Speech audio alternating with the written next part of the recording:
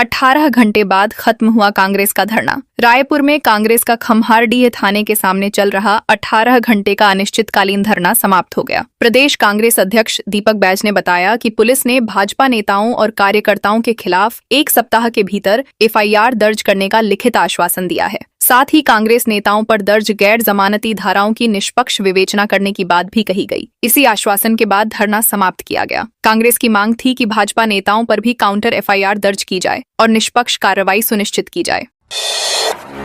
Civil surgeon 1 lakh रिश्वत लेते गिरफ्तार। सक्ती जिले में भ्रष्टाचार निरोधक ब्यूरो बिलासपुर की टीम ने जिला अस्पताल के प्रभारी सिविल सर्जन डॉ.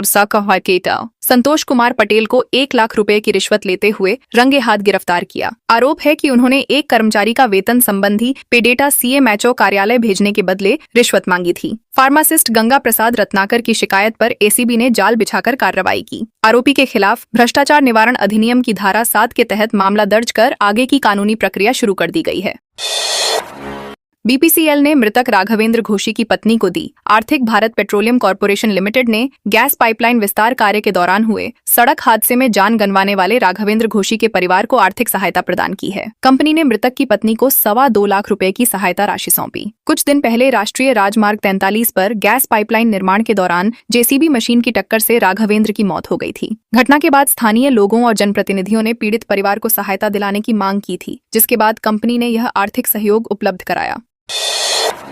कोरबा में घर के छज्जे पर लटका मिला कोबरा। कोरबा जिले के बरमपुर गांव में गुरुवार रात एक घर के कच्चे मकान के छज्जे पर करीब 5 फीट लंबा कोबरा लटका मिला। सांप को देखकर घर में मौजूद महिलाएं और बच्चे घबरा गए और तुरंत बाहर निकल आए। सूचना मिलने पर स्नेक कैचर की टीम मौके पर पहुंची और करीब 1 घंटे की मशक्कत के बाद कोबरा का सुरक्षित रेस्क्यू किया। घटना रात करीब 11 बजे की बताई गई है। रेस्क्यू के बाद सांप को सुरक्षित जंगल में छोड़ दिया गया, जिससे परिवार और आसपास के लोगों ने राहत की सांस ली। खम्हारडीह थाने के बाहर कांग्रेस का अनिश्चितकालीन धरना। रायपुर में भाजपा और कांग्रेस कार्यकर्ताओं के बीच हुए विवाद के बाद कांग्रेस नेताओं पर दर्ज गैर जमानती धाराओं के विरोध में खम्हारडीह थाने के बाहर अनिश्चितकालीन धरना शुरू किया गया। प्रदेश अध्यक्ष दीपक बैज सहित कई वरिष्ठ नेता धरने में शामिल हुए और भाजपा नेताओं पर भी काउंटर एफआईआर दर्ज करने की मांग की। कांग्रेस का आरोप था कि पुलिस एकतरफा कार्रवाई कर रही है। नेताओं ने स्पष्ट कहा कि जब तक निष्पक्ष कार्रवाई नहीं होगी और भाजपा नेताओं पर भी मामला दर्ज नहीं किया जाएगा, तब तक आंदोलन जारी रहेगा।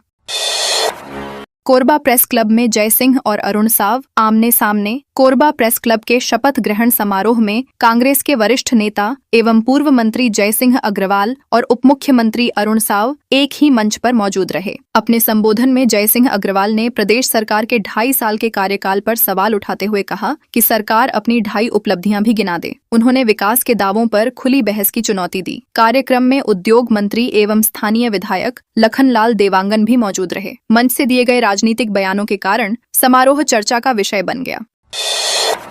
शेयर ट्रेडिंग में रकम दोगुनी करने का झांसा। जांजगीर चांपा जिले में शेयर ट्रेडिंग में रकम दोगुनी करने का झांसा देकर 2,04,97,502 रुपए की ठगी करने वाले फरार पति पत्नी को पुलिस ने गिरफ्तार कर लिया है। दोनों आरोपियों को नया रायपुर से पकड़कर उनके कब्जे से लैपटॉप, टैबलेट, मोबाइल फोन और चेकबुक बरामद किए गए हैं। पीड़ित व्यापारी ने शिकायत में बताया था कि आरोपी ने खुद को बैंक कर्मचारी बताकर निवेश पर दोगुना मुनाफा देने का भरोसा दिलाया था। पुलिस अब मामले में अन्य पहलुओं की भी जांच कर रही है।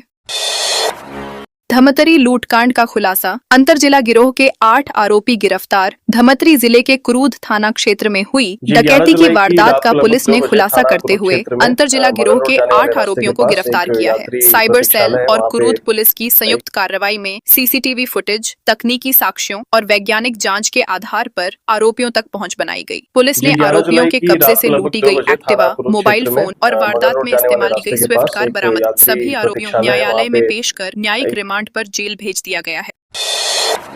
राजनांदगांव में शासकीय भूमि पर चला बुलडोजर। राजनांदगांव जिले में शासकीय भूमि पर अवैध अतिक्रमण और भूमाफियाओं की अवैध प्लॉटिंग के खिलाफ प्रशासन ने बड़ी कार्रवाई की। कलेक्टर जितेंद्र यादव के निर्देश पर राजस्व विभाग की टीम ने ग्राम झुराड़बरी में पहाड़ काटकर बनाए गए अवैध रास्ते और प्लॉटिंग को जेसीबी से ध्वस्त कर दिया। साथ ही शासकीय नाले से अतिक्रमण हटाकर उसे मूल स्वरूप में बहाल किया गया। अधिकारियों के अनुसार सरकारी भूमि पर अवैध कब्जा किसी भी कीमत पर बर्दाश्त नहीं किया जाएगा और ऐसे मामलों में आगे भी लगातार सख्त कार्रवाई जारी रहेगी।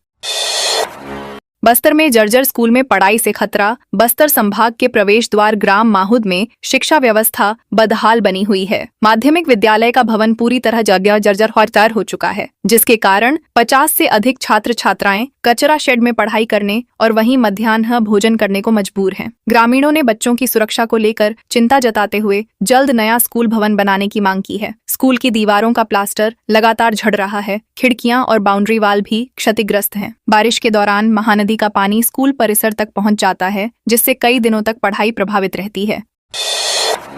GGU law department paper leak मामला, री एग्जाम का नोटिफिकेशन रद्द। बिलासपुर स्थित गुरु घासीदास केंद्रीय विश्वविद्यालय ने BA LLB छठे सेमेस्टर की 27 जुलाई को प्रस्तावित री एग्जाम का नोटिफिकेशन रद्द कर दिया है। छात्रों के विरोध और पेपर लीक विवाद के बाद विश्वविद्यालय प्रशासन ने यह निर्णय लिया। इससे पहले पोर्टल हैक और पेपर लीक की आशंका के चलते मई में हुई परीक्षा रद्द कर पुनः परीक्षा की घोषणा की गई थी। अब छात्र जांच रिपोर्ट सार्वजनिक करने और री एग्जाम के फैसले पर पुनर्विचार की मांग कर रहे हैं। विश्वविद्यालय प्रशासन ने छात्रों से बातचीत कर जल्द उचित निर्णय लेने का भरोसा दिया है।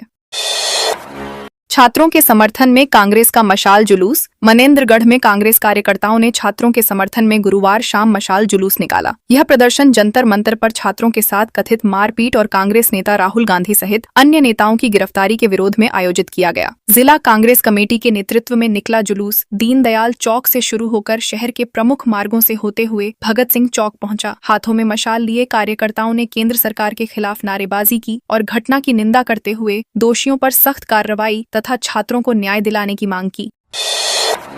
रायगढ़ में जमीन विवाद में युवक की कुल्हाड़ी से हत्या। रायगढ़ जिले में जमीन विवाद के चलते युवक की कुल्हाड़ी से हत्या करने के मामले में अदालत ने आरोपी को आजीवन कारावास की सजा सुनाई है। षष्ठम अपर सत्र न्यायाधीश ने आरोपी पर 100 रुपए का अर्थदंड भी लगाया तथा पीड़ित क्षतिपूर्ति योजना के तहत मृतक के परिजनों को 1 लाख रुपए की सहायता देने की अनुशंसा की। यह मामला 28 जनवरी 2024 है, जब ग्राम नवापाली में विशाल सिंह ठाकुर की धारदार हथियार से हत्या कर दी गई थी। पुलिस जांच के बाद आरोपी के खिलाफ आरोप सिद्ध होने पर अदालत ने यह फैसला सुनाया। नाबालिग से दुष्कर्म का आरोपी गिरफ्तार। कोंडागांव पुलिस ने नाबालिग से दुष्कर्म के मामले में लंबे समय से फरार आरोपी डोमेंद्र कोर्राम को गिरफ्तार कर लिया है। आरोपी ग्राम कोंगेरा के पास पहाड़ पर एक बड़े पत्थर के नीचे छिपा हुआ था, जहां थाना कोंडागांव और साइबर सेल की संयुक्त टीम ने घेराबंदी कर उसे पकड़ लिया। पुलिस ने घटना में प्रयुक्त मोटरसाइकिल भी जब्त कर ली है। पीड़िता की शिकायत के अनुसार आरोपी ने प्रेम का झांसा देकर उसे घुमाने के बहाने ले जाकर दुष्कर्म किया था। आरोपी को न्यायालय में पेश कर न्यायिक रिमांड पर जेल भेज दिया गया। बालोद में चाकू के साथ 2 युवक गिरफ्तार। बालोद थाना पुलिस ने अलग अलग स्थानों से 2 युवकों को धारदार चाकू के साथ गिरफ्तार किया है। झलमला सब्जी बाजार के पास 18 वर्षीय तुषार ठाकुर के पास से जंग लगा धारदार चाकू बरामद हुआ, जबकि बालोद और अभाठा रोड स्थित दुर्गा मंदिर के पीछे से 20 वर्षीय धनेश्वर कुमार ठाकुर उर्फ राजा को चाकू के साथ पकड़ा गया। पुलिस ने दोनों के खिलाफ आर्म्स एक्ट की धारा 25 के तहत मामला दर्ज किया है। जब्त किए गए दोनों हथियारों की अनुमानित कीमत 750 रुपए बताई गई है। मामले की जांच जारी है। रायपुर के देवेंद्र नगर थाने में ई मालखाना 2.0 शुरू। रायपुर पुलिस कमिश्नरेट ने तकनीक आधारित पुलिसिंग को बढ़ावा देते हुए देवेंद्र नगर थाने में ई मालखाना 2.0 की शुरुआत की है। नई डिजिटल व्यवस्था के तहत थाने में जब्त किए गए सभी सामान का रिकॉर्ड और प्रबंध पूरी तरह पारदर्शी एवं आधुनिक तरीके से किया जाएगा। इस प्रणाली का शुभारंभ अतिरिक्त पुलिस आयुक्त अमित तुकाराम काम्बले ने किया। कार्यक्रम में पुलिस उपायुक्त तारकेश्वर पटेल, अतिरिक्त पुलिस उपायुक्त विवेक शुक्ला, सहायक पुलिस आयुक्त रमाकांत साहू, थाना प्रभारी दीपेश सैनी सहित कई वरिष्ठ अधिकारी और कर्मचारी उपस्थित रहे। आवारा कुत्तों और मवेशियों के प्रबंधन पर हाईकोर्ट सख्त। छत्तीसगढ़ हाईकोर्ट ने प्रदेश में आवारा कुत्तों के हमलों, रेबीज के खतरे और राष्ट्रीय व राज्य राजमार्गों पर घूम रहे आवारा मवेशियों के प्रभावी प्रबंधन को लेकर राज्य सरकार को सख्त निर्देश दिए हैं। चीफ जस्टिस रमेश सिन्हा और जस्टिस रविंद्र कुमार अग्रवाल की खंडपीठ ने सरकार से इस संबंध में लगातार निगरानी रखने और प्रभावी कार्रवाई सुनिश्चित करने को कहा। सुनवाई के दौरान मुख्य सचिव ने शपथ पत्र प्रस्तुत कर सुप्रीम कोर्ट के दिशा निर्देशों और एनिमल वेलफेयर बोर्ड की SOP के अनुरूप उठाए जा रहे कदमों की जानकारी भी दी। सचिवालय में अटकी ओवरब्रिज की फाइल, रायपुर की ट्रैफिक व्यवस्था सुधारने वाली 2 महत्वपूर्ण ओवरब्रिज परियोजनाएं बजट स्वीकृति के अभाव में फिलहाल अटकी हुई हैं। दोनों परियोजनाओं के टेंडर और निर्माण एजेंसियों का चयन पूरा हो चुका है, लेकिन फाइलें लोक निर्माण विभाग सचिवालय में लंबित हैं। मंजूरी नहीं मिलने से निर्माण कार्य शुरू नहीं हो पा रहा, जिससे रोजाना हजारों वाहन चालकों को जाम की समस्या झेलनी पड़ रही है। अधिकारियों के अनुसार गुरु तेग बहादुर चौक तेलीबांधा फ्लाईओवर और रायपुर अमलेश्वर मार्ग के महादेव घाट ओवरब्रिज का काम बजट स्वीकृति मिलते ही शुरू कर दिया जाएगा।